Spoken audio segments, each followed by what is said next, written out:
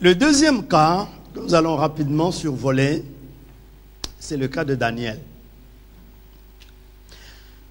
Il y a un point de vue que je voudrais corriger rapidement. Pendant des années, j'ai soutenu la thèse selon laquelle Daniel et Joseph n'ont jamais demandé d'être politiciens. On les a cooptés, on les a choisis. Et je pensais justement que si Dieu veut qu'un chrétien fasse la politique, eh bien, on viendra le chercher. Je fais la révision de cette théorie parce qu'il y a un paramètre qui n'est pas vrai. C'est parce qu'à l'époque de Daniel et de Joseph, c'était l'époque des rois où il n'y avait pas des élections et des partis démocratiques. Donc, le seul moyen d'entrer au pouvoir, tu devais être choisi par le roi. Maintenant, nous sommes en un temps où il y a la démocratie et les partis politiques, tout au moins ici. Donc, je pense qu'un chrétien peut, s'il en a la conviction, adhérer à un parti et demander de figurer sur une liste électorale. Parce que c'est le moyen actuel, n'est-ce pas, de la marche de la vie politique. Donc si vous m'aviez entendu soutenir la première thèse, en faisant cette étude, je suis arrivé à cette lumière et je voulais justement vous dire que j'ai changé d'opinion. Vous voyez, on n'est pas Dieu, hein. On se trompe. Daniel, deuxième cas. Il y a plusieurs cas, mais ces deux cas suffisent pour donner suffisamment de lumière sur, comme exemple sur la théorie que j'ai annoncée dans la première partie de mon exposé. Dans le livre de Daniel, au chapitre 1er, le verset 17, nous lirons jusqu'au verset 20. Dieu accorda à ces 4 jeunes gens de la science, de l'intelligence, dans toutes les lettres et de la sagesse, et Daniel expliquait toutes les visions et tous les songes. Au terme fixé par le roi, pour qu'on les lui amène, le chef des eunuques les présenta à Nebuchadnezzar. Le roi s'entretint avec eux, et parmi tous ces jeunes gens, il ne s'en trouva aucun homme comme Daniel, Anania, Michaël et Azaria. Ils furent donc admis au service du roi. Sur tous les objets qui réclamaient de la sagesse et de l'intelligence, et sur lesquels le roi les interrogeait, il les trouvait 10 fois supérieurs à tous les magiciens et astrologues qui étaient dans tout son royaume. Ainsi fut Daniel jusqu'à la première année du roi Cyrus. C'est-à-dire, ainsi Daniel continua à occuper des fonctions politiques durant 4 dynasties différentes. Analysons un peu ce texte. Voici des jeunes gens qui ont été triés parmi les autres à être formés pour gouverner. La Bible nous dit que puisque Dieu dirige la vie de son peuple, c'est lui qui leur a accordé à ces 4 jeunes gens. Pourquoi Dieu leur a accordé? Parce que ils avaient résolu, au verset 8, Daniel résolu de ne pas se souiller. Ils avaient résolu de ne pas se souiller. Ils avaient résolu de vivre dans la sainteté et dans la pureté. Alors, comme récompense, Dieu leur accorde. Dans nos églises, lorsqu'on est résolu à marcher dans la sainteté et dans la vérité, Dieu nous donne l'onction. Et nous devenons des prédicateurs. Et nous avons maintenant des prédicateurs partout qui ont l'onction. Tout à l'heure, le pasteur Tuteya disait, nous prions déjà beaucoup. Nous avons besoin que Dieu suscite des hommes d'affaires, mais que Dieu suscite aussi des hommes politiques. Alléluia. Amen. Dieu leur accorda non pas l'onction de prédicateurs, non pas l'onction des musiciens pour chanter des cantiques et nous faire danser, ce qui est une bonne chose. Mais malheureusement, dans nos églises, nous n'avons que ça. Et vous verrez que la plupart des chrétiens qui veulent faire la politique sont des chrétiens minables, qui n'ont pas l'engagement spirituel. C'est des chrétiens, pour utiliser un mot employé par un parti dans un pays, des chrétiens véreux.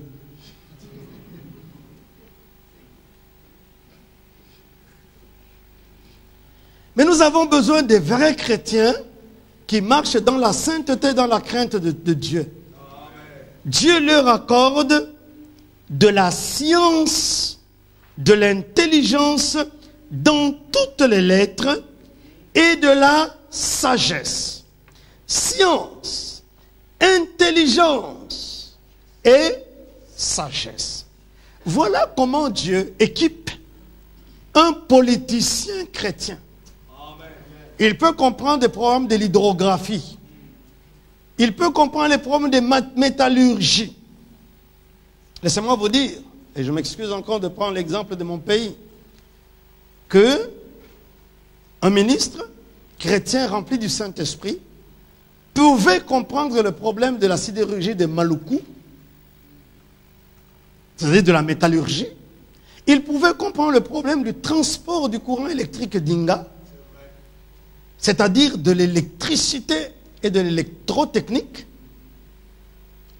Parce que Dieu donne la science et l'intelligence.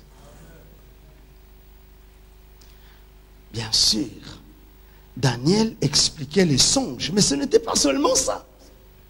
Nous avons des chrétiens qui ne sont que des explicateurs de songes, qui ne font que, oh, j'ai rêvé ceci, on explique. Mais non, nous avons besoin aussi des chrétiens qui vont être doués de la science pour comprendre les choses de l'organisation du pays. Je vais vous dire une chose. Je suis ingénieur civil de formation. Lorsque j'étais à la faculté polytechnique, puisque on nous préparait à gérer des entreprises, à être des directeurs ou des présidents d'entreprises, on nous a enseigné le droit. Je connais le droit. On nous a enseigné le comportement, le conditionnement du comportement humain au travail. Nous avons étudié la micro et la macroéconomie. Nous avons étudié la comptabilité. Nous avons étudié la gestion des entreprises. Nous avons étudié toute une série de cours parce que quand tu vas commencer à diriger une entreprise, lorsque le comptable t'amène le bilan, tu dois comprendre ça. Lorsque tu as un problème de droit avec un travailleur, tu dois être en mesure de connaître les ABC du droit. Il me semble aussi que lorsque Dieu veut qualifier un chrétien pour qu'il soit dans la politique, Dieu lui donne la capacité et l'ouverture d'esprit de comprendre des problèmes de science et de la technologie. Alléluia. Amen. Je crois qu'aujourd'hui, même les responsables en Afrique qui veulent diriger les choses des chrétiens, ils doivent prier pour que Dieu leur donne de comprendre l'Internet et tout ce qui se passe là. C'est ce que Dieu a fait avec Daniel. Science et intelligence et sagesse. Regardez le verset 20. Sur tous les objets qui réclamaient de la sagesse et de l'intelligence, et sur lesquels le roi les interrogeait, il les trouvait 10 fois supérieurs à tous les magiciens. Écoutez-moi. Les magiciens, c'est les rosicruciens, c'est les francs-maçons, c'est les féticheurs, c'est tous ces gens qui vont passer des nuits dans des petites maisons pour invoquer des démons. C'est ceux-là qui dorment avec les serpents et les boas dans leur maison pour exercer le pouvoir. C'est tous ces gens-là qui vont en Inde pour chercher de la magie noire, pour, n'est-ce pas, camoufler les choses, etc. Si toi, tu fais la politique, Dieu te donnera de l'intelligence 10 fois supérieure. Il n'y aura personne qui sera à côté de toi. Alléluia. C'est ça.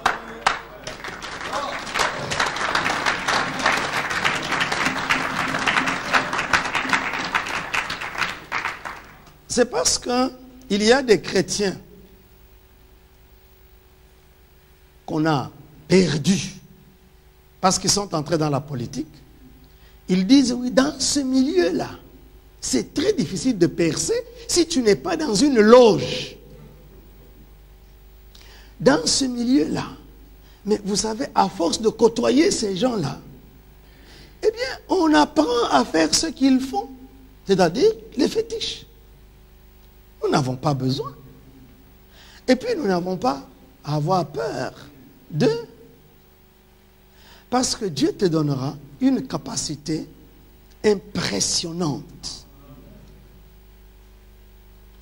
Pourquoi ces capacités? Pourquoi cette intelligence? Justement pour que tu maîtrises les paramètres économiques, sociaux, culturels, etc. de ton pays, pour que tu sois le meilleur. Quand tu fais une conférence et que les journalistes posent des questions, ils savent qu'ils ont affaire à quelqu'un qui connaît les choses. Voyez, le roi les a interrogés et Dieu a développé leur capacité intellectuelle pour qu'ils soient 10 fois supérieurs. Et immédiatement, il les a admis. Est-ce que vous connaissez une société qui n'a pas besoin d'excellence? Ça n'existe pas.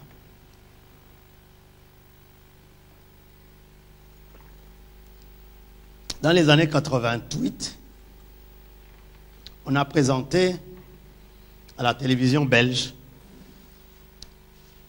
un monsieur qu'ils appelaient le chercheur des têtes, quelque chose comme ça. Chasseur.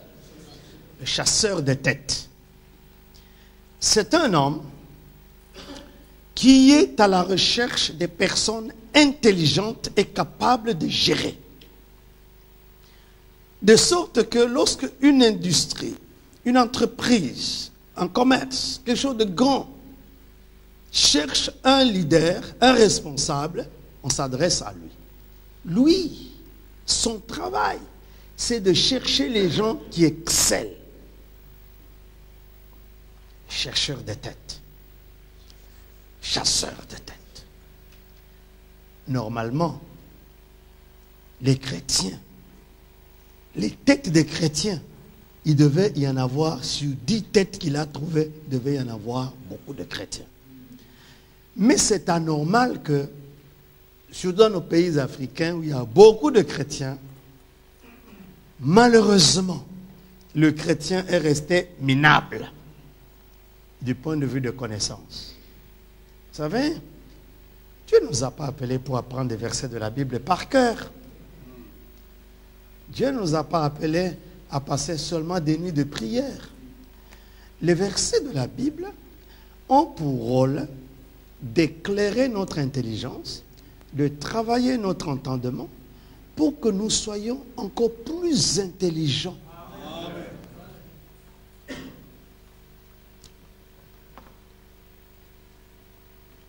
Et c'est à cette condition que Daniel a été pris au pouvoir avec ses amis.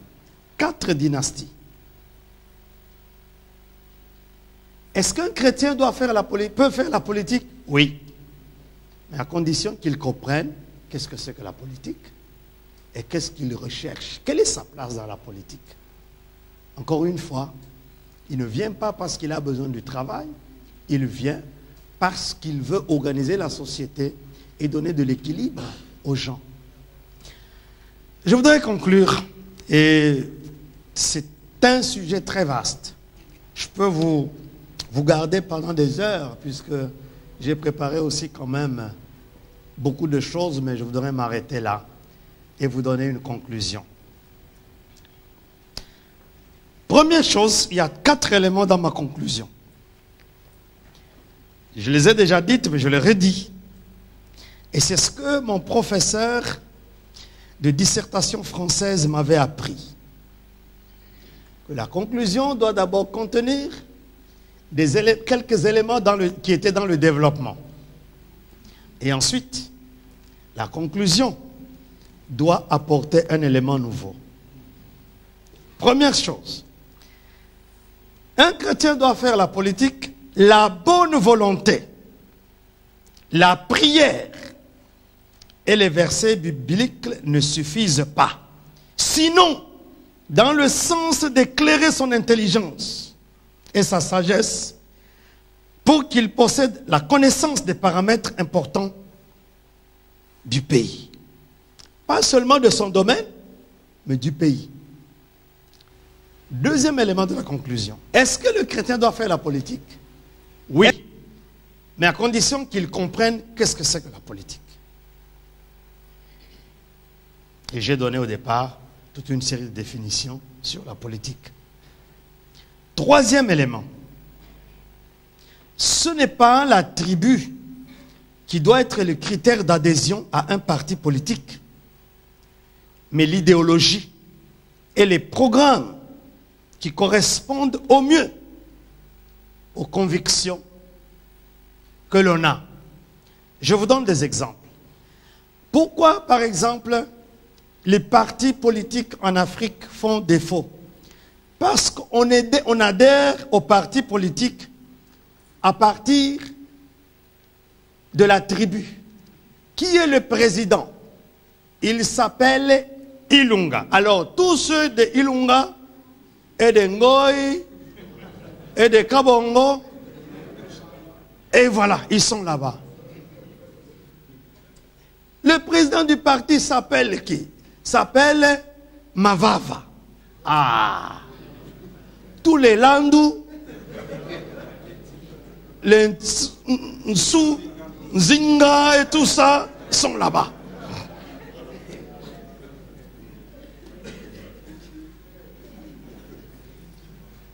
Il s'appelle Elese. Alors, Elonga, Alanga et tout ça. Donc, c'est ça, nous faussons les choses.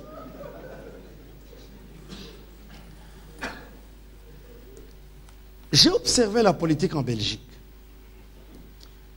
Et j'ai compris, parce que je suis ça quand même, j'avais commencé à suivre la politique en France. Le Seigneur m'a dit non, ne suis pas la politique française. Tu es en Belgique. Suis la politique belge. C'est un peu compliqué, mais on y arrive. Si eux le font, ils comprennent, n'est-ce pas? Nous pouvons comprendre aussi.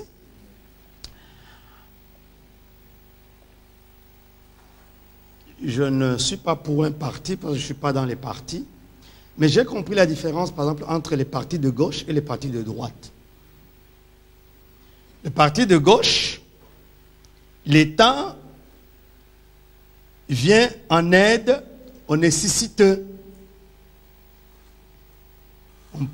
On fait toute une série de programmes sociaux, CPAS, etc., etc. En d'autres termes, les nécessiteux attendent chaque mois la manne qui vient de l'État. Les partis de droite et les partis dits chrétiens, eux, ils favorisent la libre entreprise. Ça veut dire que toute personne peut se lever et entreprendre. En d'autres termes, et ça je vous donne comme indication, vous verrez que la plupart des pays protestants d'Europe et d'Amérique n'ont pas tellement de programmes sociaux parce que chaque personne travaille. Et en fonction de cela, on peut décider de dire, est-ce que vous voulez que les gens travaillent ou attendent l'aide de l'État? Et on s'adhère à un parti. J'ai résumé les choses pour simplifier un peu. Vous savez, j'ai passé beaucoup de temps à lire et à étudier ce qu'on appelle le libéralisme C'est des notions importantes. Le socialisme, c'est quoi? Le communisme, le chrétien, le socio-chrétien, c'est quoi? C'est en fonction de toutes ces notions que les gens disent j'entre dans ce parti ou j'entre pas dans ce parti. Il me semble que chez nous, nous devons aussi comprendre ces notions-là et fonder des partis conséquents. Ce n'est pas parce que Lumumba était des tribus des Atétés là, que tout à coup tous les Atétés sont les Lumumbistes. C'est pas normal. D'abord, il n'a pas été voté chez les Atétés, il a été voté à Kisangani. Vous voyez, c'est ces choses-là qu'on doit comprendre. Que l'adhésion à un parti doit être un programme d'idéologie et du programme. Donc si je suis chrétien et je vais adhérer à un parti, je n'adhère pas forcément à un parti qui a le prénom chrétien. Parce que c'est ça qui trompe les Africains. De sorte que les païens prient et ils font des partis chrétiens et nous venons là-bas. Non, non, non. Je regarde si le parti a un programme qui correspond avec mes convictions. Et j'y adhère. Bien sûr, si le parti ne croit pas en Dieu, je n'y serai jamais. Alors je veux dire la quatrième chose. Ça, c'était la troisième chose. Philippiens 4, 8. Les politiciens sont reconnus des menteurs, des faiseurs de coups bas et toutes sortes de choses obscures. Et c'est pour ça qu'il y a des chrétiens qui n'aiment pas faire la politique. Mais je vous dis que c'est une option. Voici ce que nous dit la Bible. Pour vous qui voulez faire la politique, Philippiens 4, 8. Au reste, frères, que tout ce qui est vrai, que tout ce qui est honorable, que tout ce qui est juste, tout ce qui est pur, tout ce qui est aimable, tout ce qui mérite l'approbation, ce qui est vertueux et digne de louange, soit l'objet de vos pensées. Amen. Alléluia. Amen. Si je fais de ce verset mon maître penseur, vous pensez que si je trouve quelque chose qui n'est pas vrai, j'adhérerai à cela? Non. Si quelque chose n'est pas vertueux, même politicien, je dirais non. Je suis obligé de conclure que tous les politiciens ne sont pas des menteurs. Il y a des menteurs, mais tous ne sont pas des menteurs. Il y a des magouilleurs, mais tous ne sont pas des magouilleurs.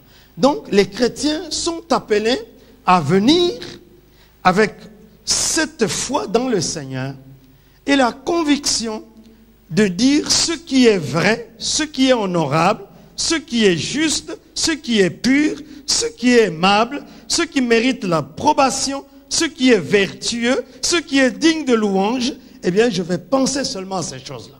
Le reste, ce n'est pas mon affaire.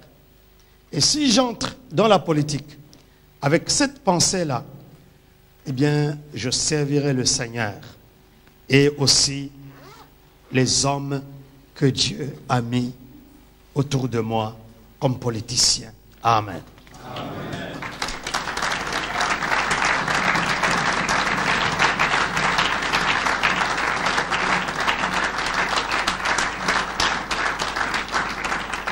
Nous allons prier un moment.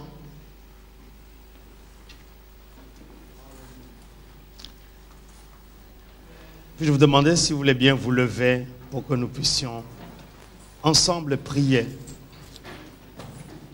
Si parmi nous il y a des vocations de politiciens, eh bien que le Seigneur vous soutienne dans la vérité et dans la crainte de son nom. Levons nos mains tous ensemble et prions. Seigneur notre Dieu, nous te bénissons au nom de Jésus. Pour la victoire de la croix de Golgotha. Nous te rendons gloire et grâce, Seigneur, pour la puissance du Saint-Esprit.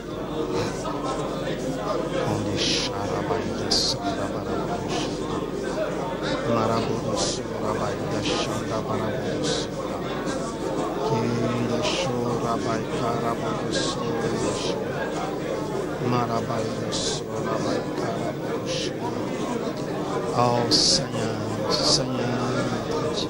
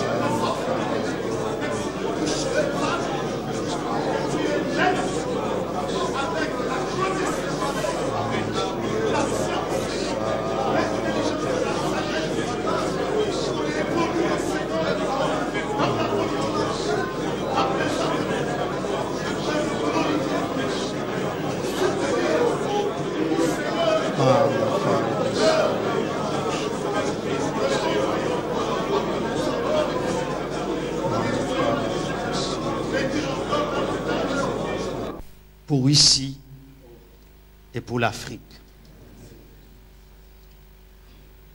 Nous voulons te demander, Seigneur, d'équiper ceux que tu appelles à faire le travail public dans les normes et conformément à ta parole. Toi, le Dieu qui donne l'intelligence et la sagesse, le Dieu de Joseph, le Dieu de Daniel, et le Dieu des autres politiciens de la Bible, du roi David. Seigneur, nous te remercions. Tu susciteras au milieu de nous ces hommes-là, afin que ton nom soit glorifié. Nous nous recommandons à ta grâce et nous te bénissons ici, au nom de Jésus. Amen. Veuillez vous asseoir. Alléluia.